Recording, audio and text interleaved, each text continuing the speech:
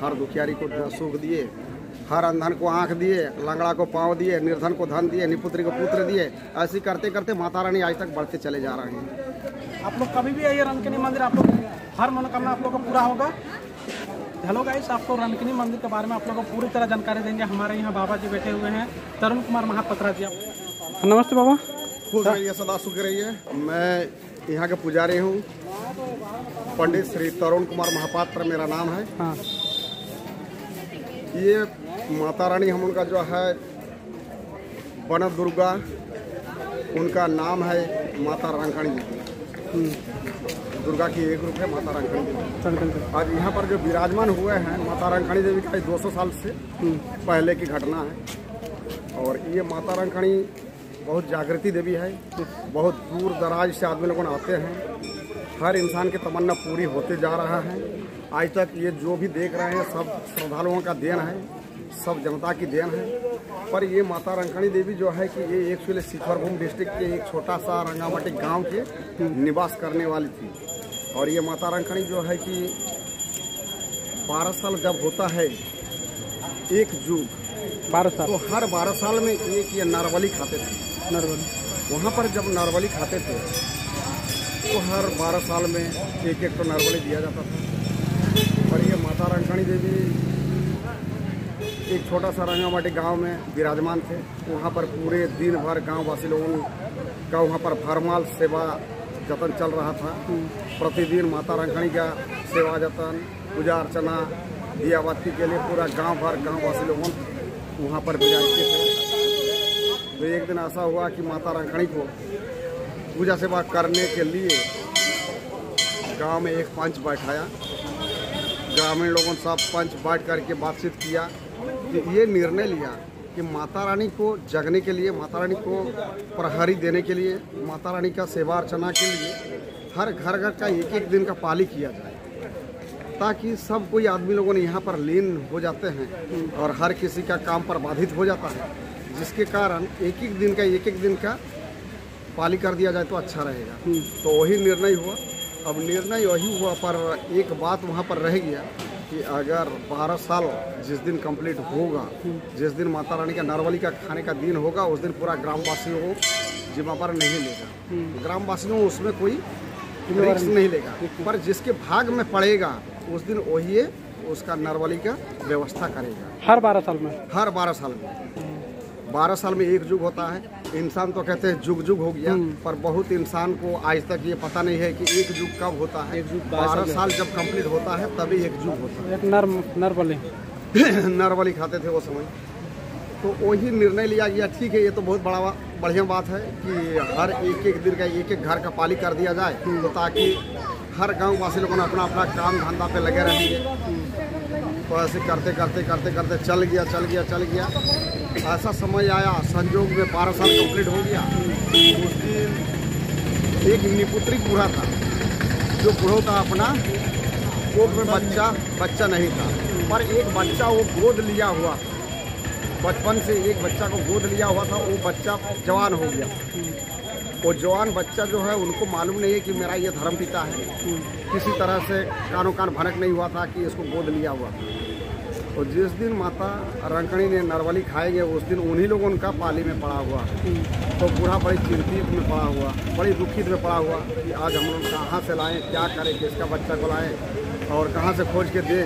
आज तो नरबली खाएंगे ही माता रानी, नहीं तो गाँव वासी को अनर्थ कर देंगे। हर ग्राम को, हर देश को माता रानी पूरा बर्बाद करके रख देंगे। तो वही चिंतन में बूढ़ा पड़ा हुआ था। पढ़ने के बाद उसका बेटा देख रहा, उसका पिताजी बड़ी दुखित में पड़ा हुआ है। तो उसका बेटा पूछ रहा, बाबूजी क्या हो गया, आपका तबीयत खराब है क्या, हॉस्पिटलाइज कर देंगे, डॉक्टर बुला लेंगे, क्या प्रॉब्लम है आपका। रोजाना तो आप बड़ी खुशहाल रहते थे, आज आपका जो उदासी मन है, आज आपको गंभीरता दिखाई दे रहा है, क्या तकलीफ है आपका बताइए। तो बूढ़ो बता नहीं रहा था। लास्ट में बताया, तो बाबू देखो आज जो है ना माता रानी का नरबली खाने का दिन है और वो भी संजोग बस हम लोगों के बारी में पड़ा हुआ है और कहाँ से लाए। तो उस समय वो लड़का बोला, अरे ये कौन सा बड़ी बात है बाबू जी, उसके लिए आप इतना चिंता में डूबे हुए हैं, ये इतना चिंता करने का कोई घर नहीं है, हम इसका विधि व्यवस्था अपने से कर लेंगे, हम स्वयं कर लेंगे। लड़का बोला बोलता है बाबू तुम नादान है, तुम क्या जानती हो, माता रानी तो अंतर्यामी है, हम लोगों ने यहाँ पर क्या बात कर रहे हैं नहीं कर रहे हैं वो तो सब कुछ जानते हैं माता रानी। तो लड़का बोला देखिए वो जन्म करता है, पालनहार है, सृष्टि करता है, वही माता रंकणी देवी। बोलता है खाएंगे तो हमको खाएंगे, हम समझ रहेंगे, साक्षात हम वहाँ पर विराजेंगे। तो बोलता है उसके लिए बाबूजी आपको थोड़ा सा कुछ व्यवस्था हमारे लिए कर देना होगा। बोला क्या व्यवस्था कर देंगे तुम्हारे लिए? बोलता है एक काम कीजिए ना, एक लोहा का दातवन हमको दे दीजिए और एक वो साल का दातवन हमको दे दीजिए और दुकान का चाना थोड़ा सा हमको दे दीजिए और लोहा का चाना जो साइकिल में बोल लगता है लोहा का दाना, वो लोहा का दाना हमको कुछ जुगाड़ कर दीजिए। बोलता है उसी में हम माता रानी को हरा देंगे। बोलता है ये तुम तो नादानपन बात कर रहा है बेटा, ये माता तो सब समझ लिए, जान लिया हम लोगों ने क्या बात किया और तुम क्या बोल रहा है। बोलता है होने दीजिए ना, हम लोगों का माँ बेटा का व्यवहार है, हम लोगों का माँ बेटा क्या करेंगे नहीं करेंगे, माता रानी हमको खाएंगे कि हम उनको खाएंगे वो हम समझ लेंगे। बाबूजी आपको चिंता करने की कोई ज़रूरत नहीं है। लास्ट में वही हुआ कि सामान तो उसका बाबूजी जुगाड़ कर दिए। वो लड़का लेकर के मंदिर चला गया। मंदिर में जगते जगते जगते जगते रात धीरे धीरे पार होते जा रहा। जब रात 12 बज के पार हो गया उसी समय माता रानी उग्र मिजाज से खड़े हो गए अपना सिंहासन छोड़ करके। अरे बेटा मेरा भोजन ला, आज इतना दिन से हम 12 साल अनाहार में रहे हैं, मेरा भोजन ला। लड़का उस समय बोलता है माता जी देखिए आपके साथ मेरा शर्त है, ये शर्त को आपको मंजूर करना होगा क्योंकि आपका भोजन तो हम सामने खड़े हैं, अब तो खाइएगा हमको, पर अब देख लीजिए, आप घड़ी देख लीजिए, ये संसार में सब कोई जानता है रात 12 बजे क्रॉस कर जाने के बाद दूसरा दिन, दूसरा बार, दूसरा तिथि, दूसरा नक्षत्र पड़ जाता है। पर आपका जो तिथि नक्षत्र जो था ये तो 12 बजे के पहले हो जाना चाहिए था, लेकिन 12 बज के क्रॉस कर गया। अब 12 बज के क्रॉस कर गया मतलब आपका मुंह बासी हो गया है। तो बोलता है इसमें आपको शर्त को मंजूर करना पड़ेगा। माता रानी बोला ठीक है मेरा शर्त मंजूर है। क्या शर्त है? बोलता है पहले आप भी मुंह धो लीजिए दातवन में, हम भी मुंह धो लेते हैं दातवन में, हम आपको दातवन दे रहे हैं, देखिए ये दातवन है, हम भी रख ले रहे हैं एगो दातवन। वो लड़का जो है कि अपना दातवन साल का रख लिया है और वो लड़का माता जी को लोहा का दातवन दे दिया। अब माता जी ने दातवन करते करते करते करते करते उनका ब्लडिंग निकल रहा है माता रानी का मुंह से, और ये लड़का साल का दातवन चिबाते चिबाते चिबाते चिबाते वो झटपट ख़त्म कर दिया। वही शर्त रखा है जो जितना जल्दी दातवन ख़त्म करेगा वो उतना जल्दी चाना का नाश्ता करेगा। नाश्ता करने के बाद अगर आप जीत गए तो आप हमको खाएंगे और हम अगर जीत गए तो हम आपको खाएंगे। ये माता रानी शर्त मंजूर कर लिया। तो संजोग में लोहा का दातवन में तो देरी हो ही गया, वो तो हार गए। अब दातवन छोड़ करके लड़का बोल रहा छोड़ दीजिए, आप मुँह धोइए, लीजिए आप चाना का दातवन, चनवा का नाश्ता कर लीजिए। वो चाना दुकान वाला चाना अपने से रख लिया, लोहा वाला चाना माँ को दे दिया। जब माँ को दे दिया तो माँ चिबा ही रहा है, चिबाते चिबाते चिबाते चिबाते उसका तो देरी हो ही रहा है। लड़का दुकान का चाना झटपट ख़त्म कर दिया। ख़त्म करने के बाद बोल रहा है देखिए माता जी मेरा चाना तो ख़त्म हो गया है, आप तो हार गए हमारा शर्त में, आपका जो है ये चाना तो आपका रह गया है, लेकिन हम तो आपको छोड़ेंगे नहीं, ये शर्त आप मंजूर किए हैं, हम आपको खाएंगे। वो लड़का उग्र मिजाज से उठ करके जो मंदिर में चाबुक रहता है वो घास का चाबुक रहता है, उस घास की चाबुक रहता है, वो चाबुक लेकर के लड़का ने खड़ा हो गया उनको खाने के लिए। जब तत्पर हो गया माता रानी भयभीत हो गए। जब माता रानी भयभीत हो गए तो अपना सिंहासन अपना जगह छोड़ करके वो मंदिर भागने लगे। जब मंदिर भागने लगे तो वो लड़का ने दौड़ाते ये समय था आपका सत्य त्रेता दापर की लास्ट अंश में कलियुग में ही ये घटना हुआ था। ये कलियुग में ये घटना हुआ था। तो माता रानी दौड़ते करीब कुछ दिन लगा होगा, वहाँ से आते आते यहीं तक पहुँचे। यहाँ पर जो धोबी जो है कपड़ा धोते थे उनका नाम था रामचंद्र धवलदेव। वो रामचंद्र धवलदेव कहाँ के रहने वाले थे? वो रहते थे हम उनका जादूगढ़ा में। एक्चुअली वो समय जादूगढ़ा नाम नहीं था, उस समय हम उनका यूरेनियम माइंस नहीं था, वो समय जादूगढ़ा टाउन नहीं था। ये जो रास्ता था ये हम लोगों का एकदम छोटा रास्ता था। इसी रास्ता में इसी रास्ता से पैदल में आदमी लोग गुजरते हुए जाते थे। इसी रास्ता जो है ये रास्ता पथरीला रास्ता था। ये रास्ता से पार होते हुए जाड़ा घोड़ा आदमी लोग जाते थे। उस जाड़ा घोड़ा का नाम रखा गया जादू घोड़ा। कब रखा गया? जब यहाँ रामचंद्र धवलदेव यहाँ पर धोबी कपड़ा धोते थे। एक कपड़ा में आकर के माता रानी समा गए। उनका तही लगाया हुआ कपड़ा था यहाँ पर रखा, जो धो करके रखे हुए थे, तही लगा करके रखे हुए थे।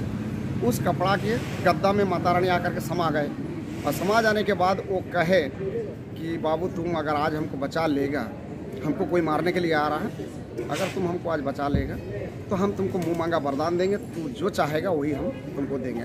अगर तुम हमको कह देगा तो हम तेरा सत्यानाश हम कर देंगे। तो और लड़का पहुंचा, करीब 1 किलोमीटर के डिस्टेंस में था लड़का। धीरे धीरे धीरे धीरे लड़का भी पहुंचा यहाँ पर, और माता रानी तो यहाँ पर कपड़ा में समा गए हैं। समा जाने के बाद वो लड़का पूछ रहा है रामचंद्र धवलदेव को, बाबू आप तो यहाँ कपड़ा धो रहे हैं, इस रूट में एक लाल साड़ी वाली घुंघरू वाली औरत इधर से गुजरी हुई है, आप देखे हुए हैं क्या? तो पूछते जा रहा, 2-3 बार पूछा, 2-3 बार पूछा। तो वो समय धोबी ने मुंह से उसको प्रकाश नहीं करते हुए कहा, आसी करके कपड़ा आसी करके उठा रहा, और सिंह सिंह सिंह करते हुए वो उसको इशारा कर रहा वो लड़का को कि इसी जगह में है, इसी जगह में है, इसी जगह में है। और उसी दिन से देश भर में जितना धोबी लोगों का जो धोबी घाट होंगे देखिएगा कपड़ा धोने वाला, वो लोगों ने अब तक आवाज़ उसी दिन से करना चालू किया। जो सिंह सिंह सिंह सिंह का आवाज़ बहुत जोर आता है, उसी दिन से वही धोबी लोगों का आवाज़, एक धोती भी कपड़ा धोएगा ना तो उसी का आवाज़ आ ही जाता है। उसी दिन से वही धोबी का आवाज़ आ गया। और लड़का तो कुछ समझ नहीं पाया उसका बात को। जब नहीं समझ पाया वो लड़का इधर से रिटर्न चला गया। जब चला गया तो वहाँ अपना स्थान पहुँच गया रंगामाटी। वहाँ पर रंगामाटी पहुँचने के बाद वो खड़े खड़े लड़का चिंतन कुछ कर रहा था कि हम व्यर्थ हो गए, मेरा बेकार हो गया, इतना दौड़ाए हम निष्फल हो गए।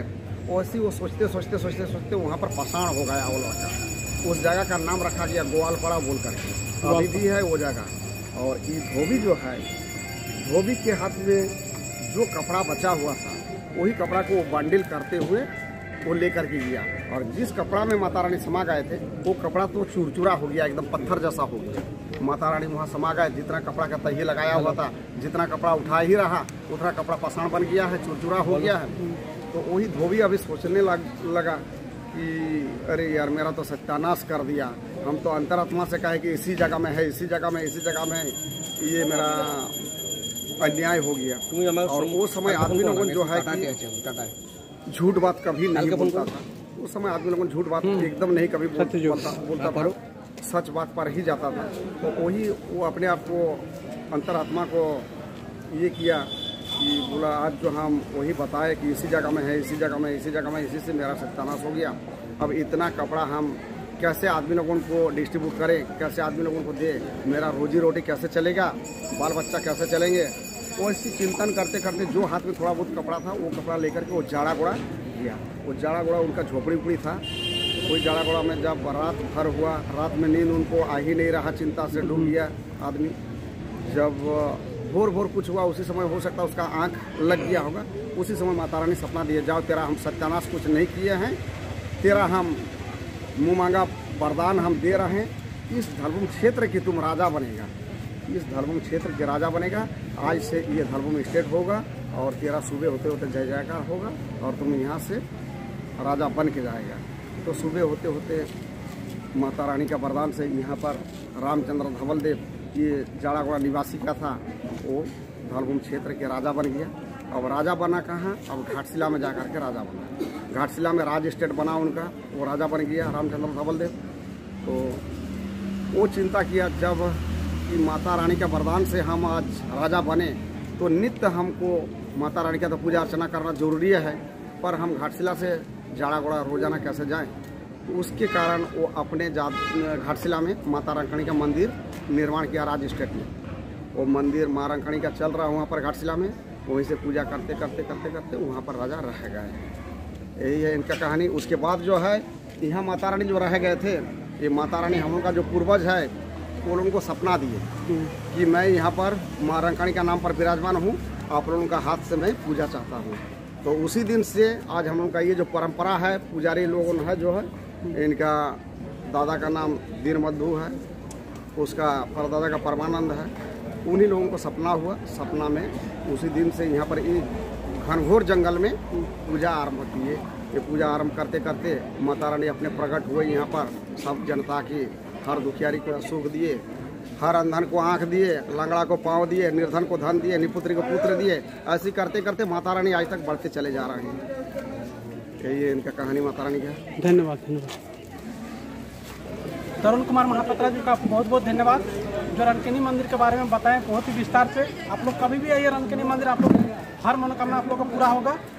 और बाबा जी का आशीर्वाद है, आया धनबाद से सदा के लिए आशीर्वाद है, सदा सुख रहिए, सदा मंगलमय हो, आशीर्वाद है। जय सदा। प्रसाद ले लेते हैं।